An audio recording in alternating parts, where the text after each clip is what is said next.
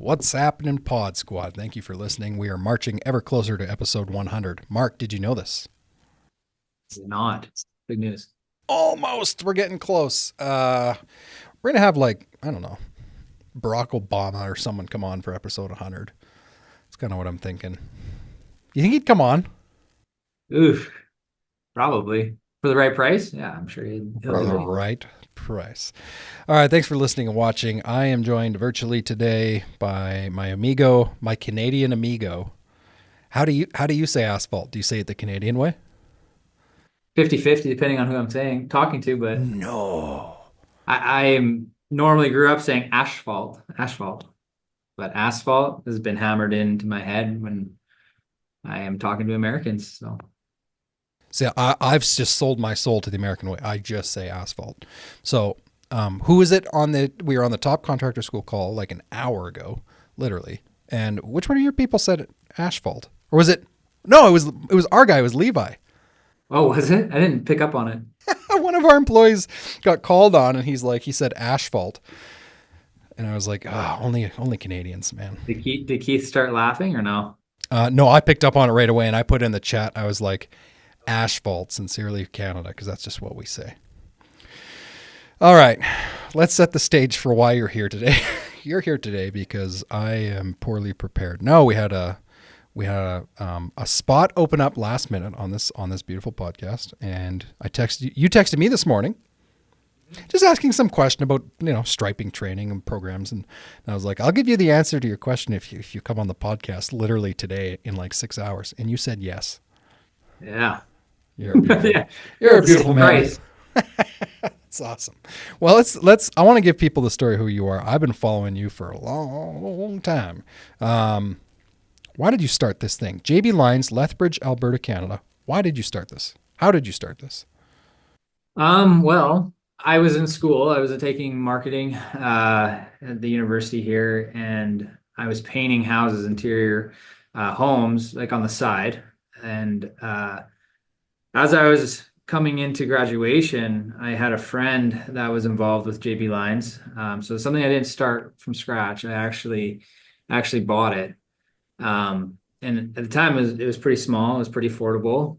It had, you know, a good amount of contracts that it would low risk pay itself off. And so he's convinced me that you're in business, you're graduating, you're a painter, you paint houses, you know how sprayers work. What's the risk in just, trying this out and seeing where it goes. So I took his advice and I mean, he's probably more or less selling me on it, but I went for it and I did my research. I contacted the clients that were, supposed to be on board with the transfer, and they were all confirming things with me. And so when the purchase finally cleared, all the contracts that came with the company, they evaporated. They left. What? These all striping? These are striping contracts? This is strictly striping. It came with 4 stripers and a trailer. And so I had really expensive used equipment and a name that I didn't come up with. And so in hindsight, like that was a really great thing for me because I was able to learn to hustle a little bit and to figure out what works, what doesn't work, what market I want to be a part of, and where I want to grow. It gave me a little bit more autonomy. Otherwise, I would have been probably just coasting, and I wouldn't have put much energy or thought into the business. And like it was more of like a let's just see what happens thing. But as soon as they left, it became real, and I needed to. I was newly married. I had a house at the time. I didn't want to lose that. So coming out of school with a little bit of debt, it was forced me to really knock on doors and figure it out quick. And so from there, we grew into, I think it was street sweeping was next. So we had to figure out, these parking lots needed to get painted, but they needed to get swept first. So we found some contractors and they weren't very reliable. We learned that pretty quickly. And by the time we learned that, every other street sweeping contractor was booked up and busy. And so it forced us to get into the sweeping. And so we bought a really janky sweeper, and it carried us through. It was like surprising how reliable it was, but it looked like garbage. Which one was that? You've probably sent me a picture. Oh yeah, Is it the yellow one or the like white the one? 80. They don't make them anymore, I don't think, but Hmm. they're like kind of like bulletproof, but they look like a boat. It's hilarious. Um, but we eventually grew the fleet from one to I think seven street sweepers. And then from there, we kept expanding into to easier markets like crack fill, seal coating. I actually got a funny story about seal coating, getting into that one. Pressure washing, stuff like that. And eventually, we've moved into asphalt. There you go, asphalt. Um, and then, yeah, we're looking at floor coatings right now. So. That's Man, kind of the evolution of JB Lines and what we're doing. that's cool because you're not in a huge market. Like I've actually have I been to Lethbridge? I don't think so. How many people are in Lethbridge? I think it's like 90,000. Okay, so slightly bigger than I thought. I was gonna guess like 60s. Okay, so that's decent. So you're basically like, okay, see, I know something about you, and I'm gonna ask you about it. But what it sounds like is like, hey, we're not in this ginormous market. Although 190,000 is pretty good. Let's see how much juice we can squeeze from like you say, crack sealing, seal coating, and now epoxy. So it sounds like you're trying to like stay in the market and just like squeeze. But you guys also like you blew my mind last year when you came up to Prince George, which was awesome. We had a quick dinner in the park. It was adorable. I didn't realize like how wide you guys traveled specifically in the striping division. Would you like to share for the audience, Mark, like last year, and I don't know if it changed this year, like how you guys had service contracts everywhere in Canada? Yeah. Yeah. We went out to all the way from Toronto all the way to the island in BC. So pretty well across Canada there. And we've been doing that for a little while. We did that for about 2 years. We started off obviously in the province, like we're close to Calgary, which is a higher population, and so it's normal for us and for the guys that work for us to expect to go to Calgary for work every night. So they drive 2 hours there, 2 hours back. It kind of kind of sucks, but that's how we base like that's how we grew our company with that kind of expectation. And then from there, we were able to kind of get connected with property management companies that had these properties all across Canada, like Home Depot being one, Walmart, 7-Elevens, RBCs, some of the Riocans, things like that. And we were able to piece them together, enough of them that would make sense for us to make a trip across Canada, hitting all these retailers. And eventually, 2 years ago, we started working with satellite offices where we'd have them stationed, like one in Calgary, one in Edmonton, one in Toronto, and a temporary. Like we would get them an Airbnb. We would rent like an RV parking spot, have a trailer there, build a relationship with the paint supplier, and that's kind of helped ease that travel or those logistical nightmares of, putting windshield time on the guys and stuff. But yeah, like that's what we've been doing. We've scaled back going all the way to Toronto, but we do right now we're doing BC, Alberta, Saskatchewan. We'll go a little bit further depending on where the work is and what we're doing. But like we've worked together before all the way up in Prince George, and that's I think it's like 8 hours away, something like that. And we've done some seal coating for you there, and I think you hold the record right now for how far we've gone with that for seal coating. We hold the record? I think so, yeah. What, the one you did last year?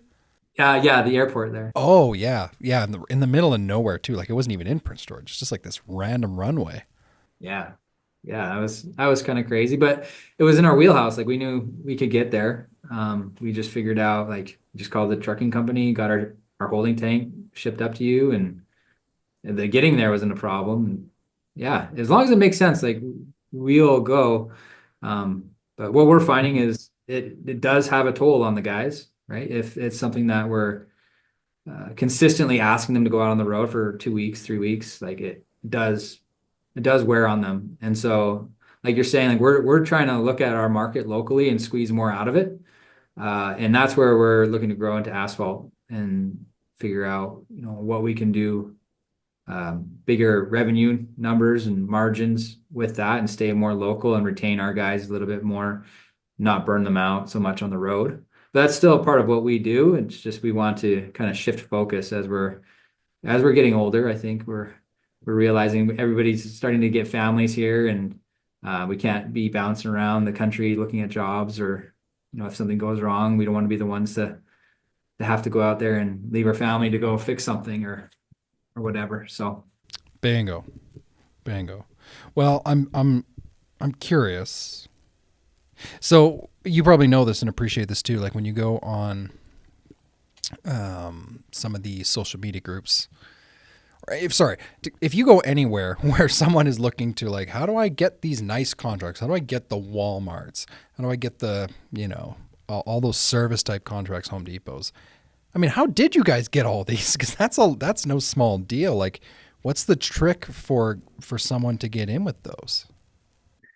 it's so funny because when when I first started, like I said, like I panicked. Like we were in the middle of the season. Well, not at the middle. We were at the beginning of the season when the sale went through for the company in What year was that? 2015. 15. Okay. Yeah, so we're coming up on 10 years. But I I'm like, I had the same question you're asking now. I'm like, how do I do that? So do I go to the Walmart and go ask the customer service, like who's painting their lines? And like, that's definitely not how you do that. But I'd go and knock on mom and pop shops, and I got some traction with that, because they were able to make decisions, and we could have work that night if we wanted it. That's how it all started for us. Is we just did some really good customer service, really good quality work. Our prices were right. And then it kind of snowballed, like, hey, I have a guy that owns a couple of properties. Would you be interested in doing his? And we would, of course, take that, and then from there, just making more contacts and kind of climbing that ladder of who's who. But first, proving yourself, I think, is the biggest thing. Showing them that you can do the work that you've done for somebody else that they trust and know, and then kind of evolving from there, and really asking, the customers that you've done work for, is there anyone else that you can think of that could use our services? Or how do you feel like we've done? Would you recommend us to someone else, or something like that? Just using, it's the standard answer of just making sure that you're asking for referrals as you're going, as you're growing. And so, yeah, beyond that, it's your website, it's your marketing, your web presence, stuff like that. That all helps. And that's, me at 3 a.m. on lynda.com, figuring out how to make a website. And it's all of those things combined. So like to give you an easy answer, there isn't one really. Yeah. Just a lot of work. Yeah. Yeah. Well, probably at your peak season, you have like quite a few employees, right? 25, 30 total people in the company. Yeah. That's rare for one thing. It's also like for a lot of people, something super desirable. I think a lot of people would love to have that. Like, hey, I'd love to build a team that big. Tell me about it. What's that been like? Because when you bought it in 15, it was just you and someone. Yeah, it was me, and I think I had two guys, and I was using rollerblades at the time, trying to get around on the parking lot faster, or we'd give them scooters or whatever, just to kind of be No, more no. efficient. Hold on. You can't just say that and move on. Like actually like striping with rollerblades on? Oh yeah, yeah. We would use rollerblades, or if I was on a job by myself and it was a new layout, that brick where you can put down and you can connect your chalk line to. Yeah. Just basically a chalk line holder. I would run around with that with my rollerblades, put it on one end, rollerblade to the other, snap it, rollerblade back as I'm wheeling it up, pull it up. move on. Please tell me you have video of this somewhere. I don't, unfortunately. Oh, you got to go make it next year. Go put on the blades again. Yeah, I showed up to a couple of new development projects there, and I don't think they were really happy with my footwear, but they looked the other way. Is it like it's kind of considered PPE? It's got like a hard shell on the toe, right? Like, Yeah, yeah. dude, I don't know. I've been doing this podcast for 3 years. I love striping. I've never heard of anyone using blades. This is awesome. Yeah, no, they're all right. I even tried to convince my the guys that work for me to put them on, but they didn't really go with that. But Huh. yeah, it was funny. Yeah. But that you're right. You're absolutely right. And that was me. I'm like, man, if I had another guy here, this would be a lot easier, right? And in our peak season, I think we had about 45 or 46 employees. And with that, like it's just growing pains. There's levels to business, and when you have that many people, you're no longer worried about um, the the work per se. Like you have people worrying about that for you. You're worrying about the people, and that's a whole new business. You're more managing, and you're managing a lot of personalities that have to work together, that have to be efficient and effective, and knowledgeable and trustworthy, and um, that's something that it you really just have to experience it, right? I'm not used. I come from a small family. I'm not used to having, a bunch of personalities around me, and trying to motivate people to do the right thing when I'm not there. But it all comes down to like the structure of your company, the skeleton that you've built, the processes and systems. If it's not there and it's not strong, they are going to make those wrong decisions, or they're going to make the decisions that they think is best. And so creating those systems and processes actually creates, more freedom for them, because they don't have to worry about the decision makings. It's already made for them. They all have to do is go to work, get paid, and do what's laid out for them. And so it's, that's an evolving system, and it needs to be a living document. As you're growing more, there needs to be more management in place. And that's something that I've been really blessed with, having a good admin team with me and helping me develop that side of the business. And that's been great. But like every year we sit down and we kind of tweak our systems. Like I was talking to you before the podcast today, like we sat down for 2 hours and we walked through the customer life cycle, and we were wondering, from the time that it's been quoted to approved to work completed, the life cycle, in my opinion, is too long. So we're trying to tighten that up, but we don't want to lose any of the quality or any of the check boxes that we need to check as we're going.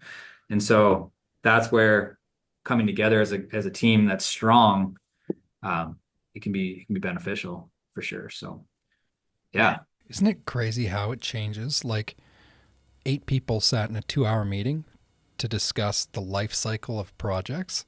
Like that meeting cost you like hundreds and hundreds of dollars. Yeah. But you have to do it. Yeah, you have to. There's a return. It's an investment. Absolutely. Yeah, you said something that resonated with me. You basically said that your job changes, right? And I can imagine, especially, I don't have that many employees. Like what did you say in peak season? 35? 40? Like 45, 46. 45, that's so many. So yeah, no doubt your job ain't what it was in 2015, Mr. Rollerblades. Yeah. Man, it's wintertime right now, which for us at our company here in beautiful Prince George, BC, Canada, it's great because we can go plow snow and make money. But for a lot of you guys listening, you have striping businesses. You don't want to get into snow removal. I totally get it. It's not for everyone. How do you make money in the winter? That is the question. Our friends at Mighty Line can help you. So we are a proud believer, and they sponsor this show for a reason. The product is awesome. So if you don't know what Mighty Line is, go to the website. In fact, I'm going to give you a link where they will actually give you a free sample kit. MightyLineTape.com/stripe it. mightylinetape.com/stripe it. They're going to send you a free sample kit of some of their most commonly used products. This product can be used indoors during the wintertime in industrial facilities, warehouses. They have custom work, so much stuff that your customers will love, and it will help keep their facilities safe too. So if you don't want to go plow snow, but you'd still like to make money in the winter, mightylinetape.com/stripe it. That will let them know that you were listening, and they will send you a free sample kit of their products. So I know a couple things about you, right? Because we've chatted before, and we're in the top contractor school together, and so I know. I have guesses, I suppose. What I'm saying, I have guesses as to where that ability comes from, because you might not like me saying it out loud because I know you and you're Mr. Modest, but like that's not normal. Most people cannot sustain a company for 10 years, Mark. Most people cannot sustain it and grow to a peak of 40 people because it requires an incredible evolution of the owner that most people they either don't understand or they haven't invested in the skills to do it. So how did you do this? Is this background? Is this something that you came from? Is this something that you've just learned along the way? Tell me about it. I think it came from learning along the way. Really, it's who you put yourself around that are heading in the right direction. So TCS is like a no-brainer. We're all in the same boat. We're kind of growing and evolving, and it's been really interesting to be with those guys. I was one of the first like TCS members when it was first developed, and even seeing Brian Hess grow his company from where he was to where he is now. Keith and at K&L, like same with them, and with you. Like I've been watching your podcasts, and eventually we started talking, and right now, like I can text you about anything, any questions that I have, and same with anybody in TCS or even in. I feel comfortable enough, like whoever we're following on Instagram in that community, to just say, hey, that's neat. Like, where'd you get that piece of equipment? Or how are you managing your sales and processes and stuff? And so, like, I'm a real believer in surrounding myself around people that are smarter than me. And,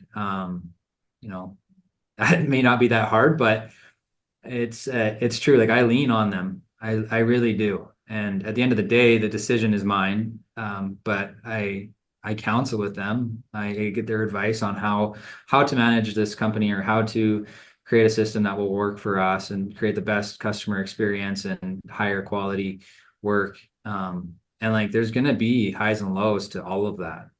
And every company is going to be different. Every market is different. Every person is different. So it's kind of like seeing what's out there, educating yourself, and then applying it. I think that's all I've been doing is that just perpetually educating and kind of professional development, I guess. It's been the hardest part. Mm-hmm. What has been the hardest part?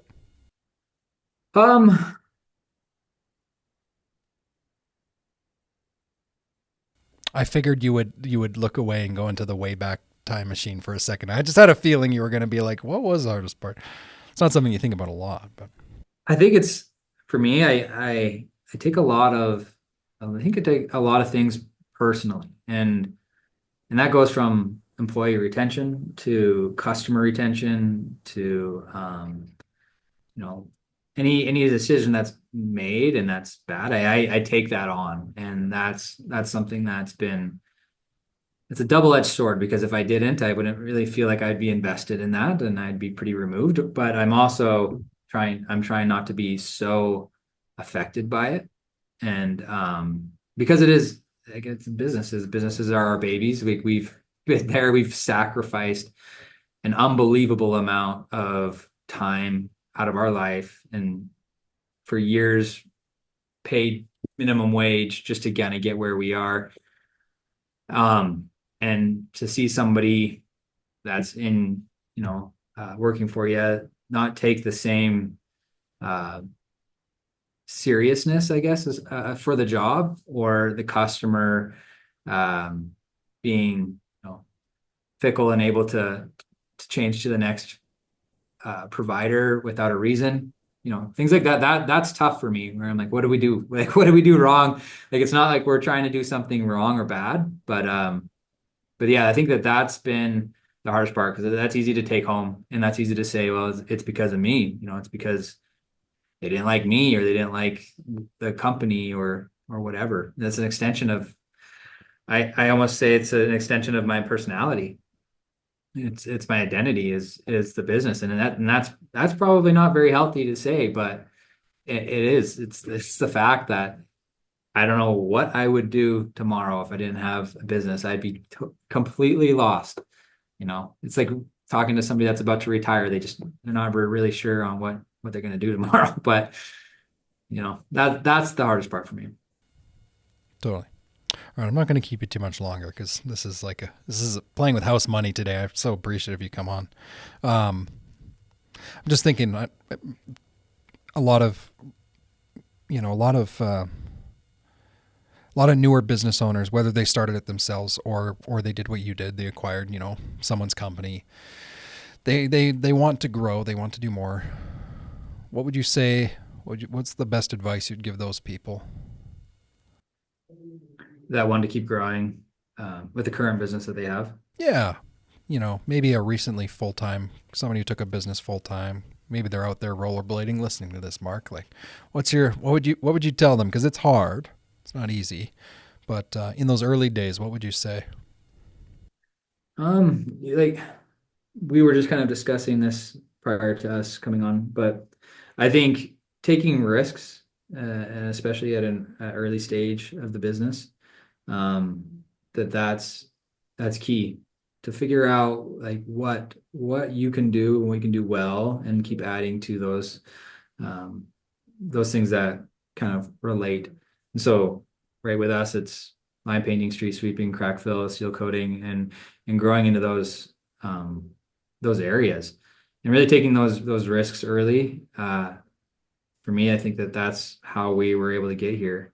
You're able to when you're smaller, you're able to move quicker and pivot faster, and the barrier to entry might be a little bit scary, but that's what you need to have to grow the business.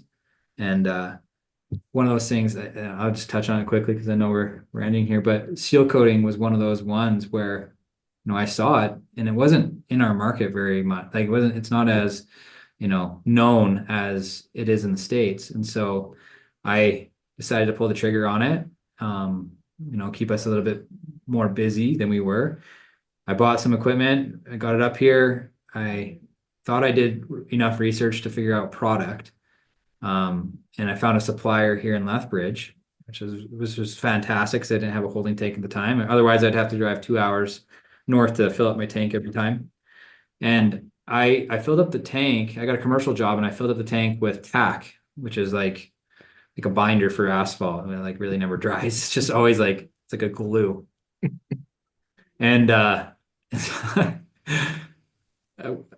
we our very first job ever, we sprayed it onto this commercial property, and I think it was it's probably like a 30 or 40 car parking lot to give you a size of reference. And I remember spraying it and just like sitting back, like, yeah, that looks good. This is awesome. We did awesome. It should be opening up tomorrow, no problem. We'll paint the lines. And then we went there to go paint the lines, and we noticed that all of these there's cars that have, they always go around the cones. They drove through it, and there's just tracking of tires onto the street, onto the sidewalk, and then footprints onto their sidewalk into their store. And I was like, oh, this is not right. So that's when I grew my my Instagram following, where I'm following people that have done seal coat, and I'm messaging them, hey, what's up with this? Like, this isn't working for us. And then the owner wanted us to repave the parking lot because it never really dried properly. So that's one thing I had to do, was just repave a parking lot. So that was a massive learning experience for me, but that was probably the biggest mistake. And it's kind of a nightmare story to share, to tell people to go and try hard things. But yeah, you really just got to do it. Go for it and see what you can do, and you'll have those learning experiences. You have to look at them like learning experiences. You have to. I'm I have 1,700 questions and I will save them for another conversation, but I want to ask one, maybe two. One, did the supplier that you bought this seal coat from, did they like, I just feel like maybe they could have helped you out a little bit more. Like, hey, what are you using this for? Oh, maybe don't do that. Oh. I asked them like 5 times. I'm like, so this is seal coat, like this will work? Oh yeah, yep, no problem. What? They told you it would work? They said it'll be fine. You just add a little bit of sand and away you go. And so we were like, okay, what kind of sand? We got the sand, we added it. They wouldn't tell us how much because they obviously didn't know. And then I go back to them and I ask them about it, and they didn't weren't interested in talking to me after that. So Oh my it goodness. was rough. They're not in town anymore. So Shocker. Did you have to, second question, I got to know, you had to repay, you had to pay for an overlay? mhm. Yeah, I prepped it for them. So it was, but yeah, That's they just awesome. overlaid. Yeah. That's not a cheap bill, dude. No, no, it wasn't. And I got really lucky because it was a competitor who was also seal coated at the time. But he was in the paving business and he was just kind of getting started and he wanted to build a good relationship. But he still charged me for it. And it was like I think it was 12 or $13,000. But at the time, like to me, that was everything I had. And we had to make it back, right? Huge when you're starting. Yeah. Yeah. Yeah. Oh, Yeah. I'll never forget. But it I ask a lot of questions now when I get into something else. and it's funny because those are the things that shape you going forward. Now, like probably with any product, you guys are like getting very much into epoxy now, right? Like those product questions, you probably won't take somebody's word for it. No. Yeah, we definitely we're trying our best to make sure that we're all educated on that and uh doing the right steps. But yeah, totally. You're right. Man.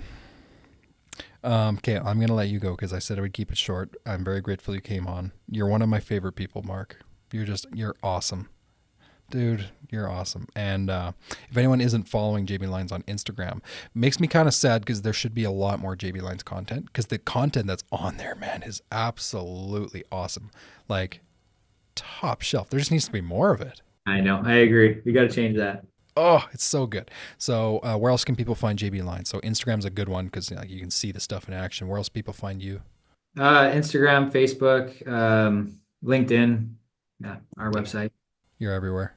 Thibodeau, Thibodeau. That's right. Yes, sir. Yeah, the king of asphalt in Lethbridge. Oh, I love you, man. Thank you so much for coming on. You rock, and we'll run it back. We'll run it back again with more notice next time for you. How about that? Sounds good. Thanks, Cam. Freaking rollerblades, unbelievable.